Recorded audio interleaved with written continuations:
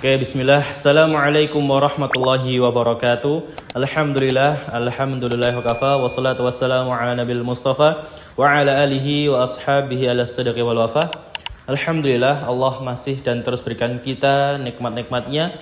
Dan dengan nikmat yang Allah berikan ini, Allah masih berikan kita kemudahan serta keistiqomahan untuk menjalani ibadah di bulan suci Ramadan ini dalam keadaan sehat walafiat tanpa suatu halangan apapun.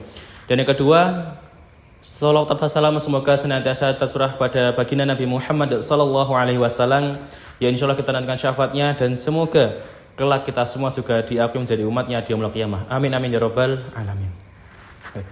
Bapak Ibu Mas Mbak sekalian, mungkin dari kita semua pernah mengalami yang namanya ujian. Entah itu ujian kesehatan, ujian dari harta maupun ujian dari karir dan sebagainya. Dan itu merupakan fitrahnya manusia, bahwasanya manusia sudah pasti bakal diuji oleh Allah Ta'ala. Ya Allah berfirman dalam surat Al-Baqarah yang terakhir, La yukallifullahu nafsan illa wus'aha. Dan tidaklah Allah akan memberikan ujian pada hambanya di luar batas kemampuan hamba tersebut. Maka mungkin dari kita semua pernah merasakan namanya putus asa atau mungkin menyerah terhadap ujian yang Allah berikan ini. Nah, maka setidaknya ada 3 kunci agar kita bisa tenang dalam menjalani ujian yang Allah berikan pada kita. Nah, yang pertama, sabar tanpa tepi. Allah berfirman dalam Al-Quran, Innallaha ma'as sabirin. Sesungguhnya Allah bersama orang-orang yang sabar. Maka sabar bukan berarti lemah. Sabar juga bukan berarti diam tanpa usaha. Akan tetapi, sabar adalah kuat menahan diri, tetap taat saat sulit, dan juga tidak menyerah ketika diuji Allah Ta'ala.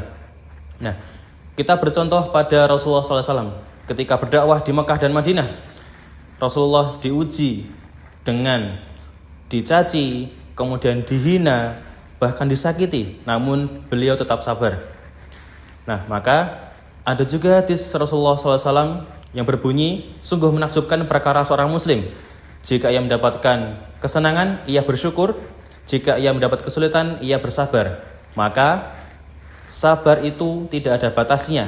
Dan sabar bukan berarti hanya berjalan selama sehari ataupun 2 hari, namun selamanya. Karena setiap ujian pasti akan berakhir, namun pahala bersabar tidak akan berakhir. Dan yang kedua adalah syukur tanpa tapi. Seringkali kita berkata, Alhamdulillah, tapi kenapa kok rezekiku gini-gini aja? Dan yang kedua, Alhamdulillah, sehat, tapi kok masih belum kaya.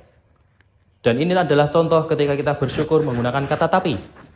Bahwasanya Allah berfirman dalam surat Ibrahim, jika kalian bersyukur, pasti akan aku tambah nikmat kalian. Maka syukur tanpa tapi artinya adalah menerima segala nikmat yang Allah berikan kepada kita. Karena nikmat bukan berarti harus berupa materi. Bisa saja berupa kesehatan, berupa bisa berkumpul dengan orang-orang kita cintai. Bahkan Allah berikan kita lingkungan yang baik, itu juga termasuk nikmat dari Allah Ta'ala. Maka mulai dari sini, marilah kita merubah mindset kita terkait nikmat ataupun rezeki yang Allah berikan.